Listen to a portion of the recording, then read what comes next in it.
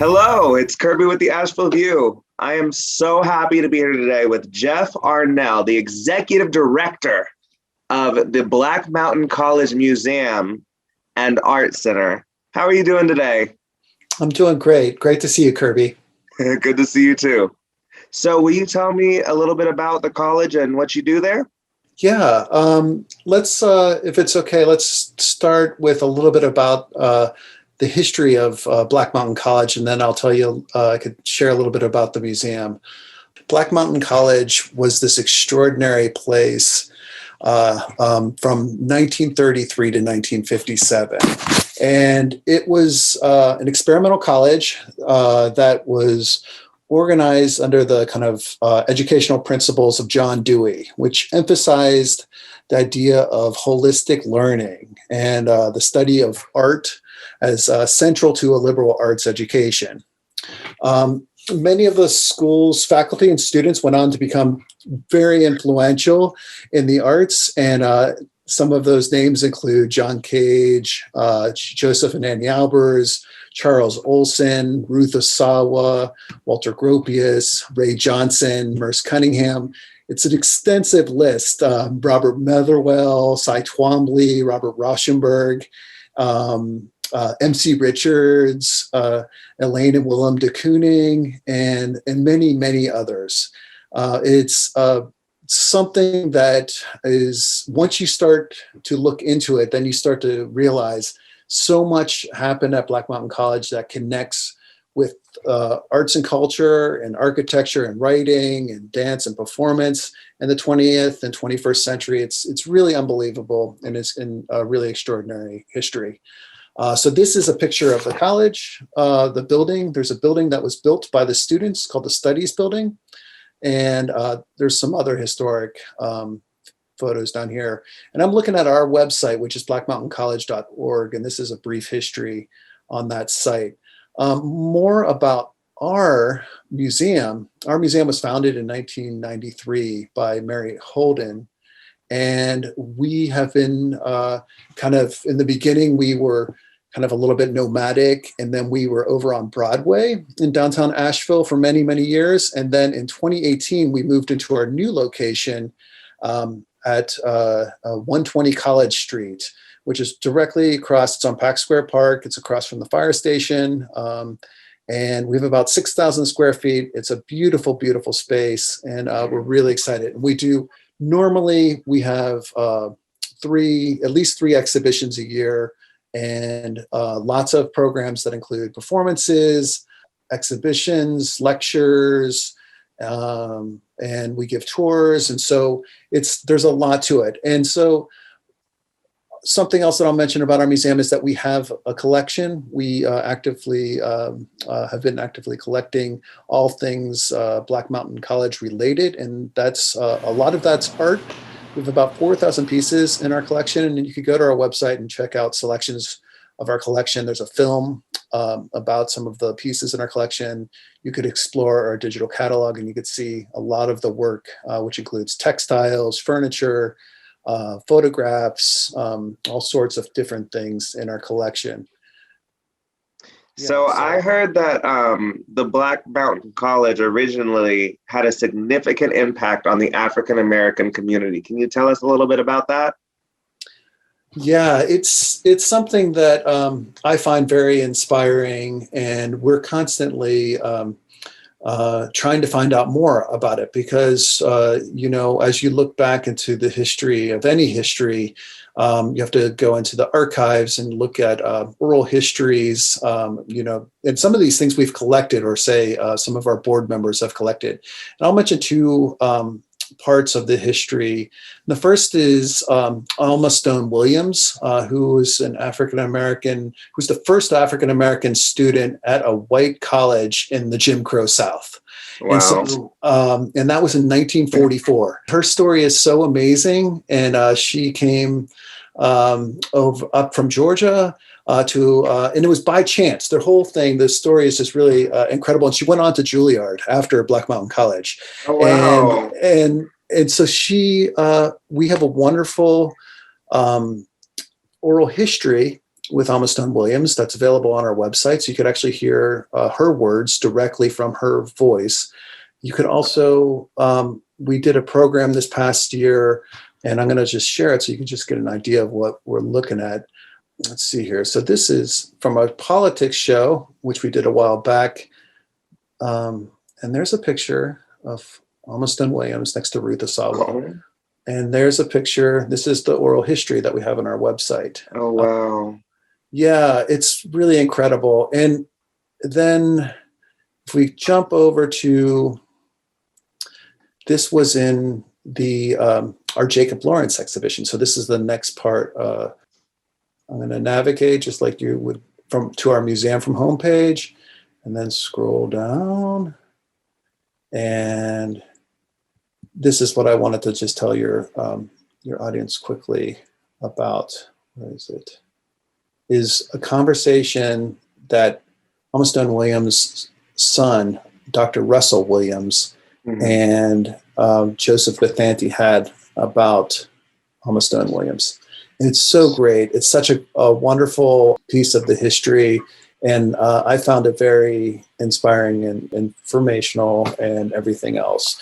So check that out. The other thing that I'll mention is that in 1946, which is part of this history, and there's so many other things that we could mention, but another big moment in our timeline is that Jacob Lawrence, the artist, was asked by Joseph Albers to come down to teach at Black Mountain in 1946. And he came down with his wife, Gwendolyn Knight Lawrence. And there's oral history on our website as well. We did an exhibition in 2018. Also, there's a keynote that we had a conference. We have a conference every year called Reviewing Black Mountain College. Dr. Leslie King Hammond did the keynote that year, and she talks about Jacob Lawrence. And just so you could get a little bit of a sense of Lawrence's work, this is some of Lawrence's work. Oh, wow. Had.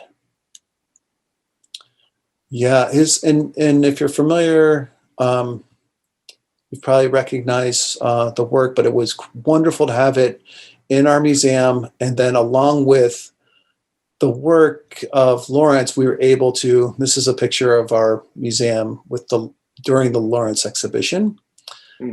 We were able to commission 3 new contemporary responses to Lawrence's work and legacy as well. And so that's what we do as well at the museum, is that we look back at the history and try our best to share these important stories, but then we also try to make the connections to contemporary work and contemporary culture.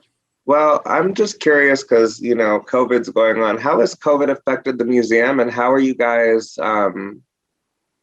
working with that to make it work? Yeah, and it's been super challenging, as you know, for all of us. And we are doing our best to stay diligent and safe, and I hope everyone is safe and healthy out there as well. As far as, we were closed for 6 months of last year, so from mid-March to mid-September.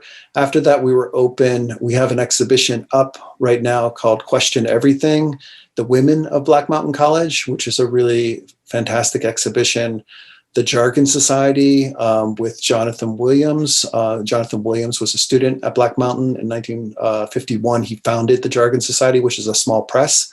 And then we have an exhibition called From the Vault, which is a small exhibition about new acquisitions to our collection. We've been working by appointment only now. And so if you want to come down and see us at 120 College Street, you can.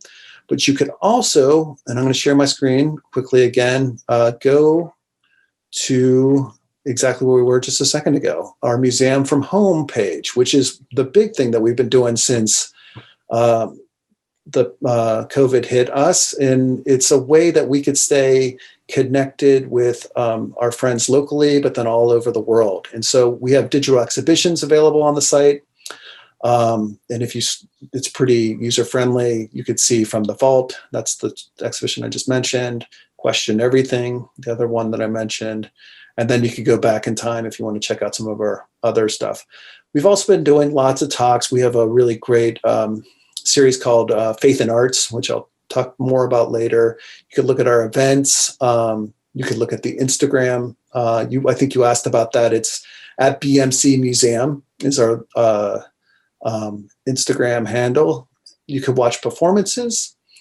We've been working with performers here in Asheville, but then all over the world. This is a really amazing performance by Sophia Jernberg, who sent a wonderful solo vocal piece into us. There's another cool performance that was by Asher Gamenza, who broadcast his band from the top of a building in Cairo. So check that out. Yeah. And as you go down, there's our journal, which has lots of writing. So it's all Black Mountain College stuff. And here we are back to the Almaston Williams talk. I think we've been mostly up to a lot of virtual online programs, probably like the rest of the world. So what do you all have in store for 2021? So as we'll be closing the Question Everything exhibition soon, and the jargon will stay up, but Question Everything will come down, and we're going to be installing a new exhibition called I Am a Citizen of the World, which is really kind of going back to this idea of Black Mountain College as a crossroads for kind of world culture and world influence. And so it will be a mix of Black Mountain College artists and contemporary artists. And some of those artists are local and some of those artists are from around the world. The other thing that we have coming up is in the fall, we're working on, and it was actually scheduled for 2020, a pretty large project called Faith in Arts. And we've been working on it with UNC Asheville. And so leading up to that, we're doing these kind of Faith in Arts research conversations, and you can check those out on our website. But then in the fall, we're going to open a John Cage and Buddhism exhibition at the college or at the museum here, and that's going to happen in September. And then in October, we're going to have the Faith and Arts Institute, which will include a lot of performances, a new commission by John Luther Adams, which is a string quartet, Kimberly Bartosik, who is one of the Merce Cunningham dancers, and a whole bunch of amazing scholars and researchers that will talk about the connection between art and spiritual practice. And it's going to be a lot of fun, and it will be really interesting. Well, it's so important to keep the arts alive. I love art. I don't know if you know this, but originally I went to school for fine arts. That's great. Anyways, it was so nice talking to you. It was so nice meeting you. And this is Kirby with the Asheville View. I'm out. We'll see y'all later. Thank you. It was so nice meeting you.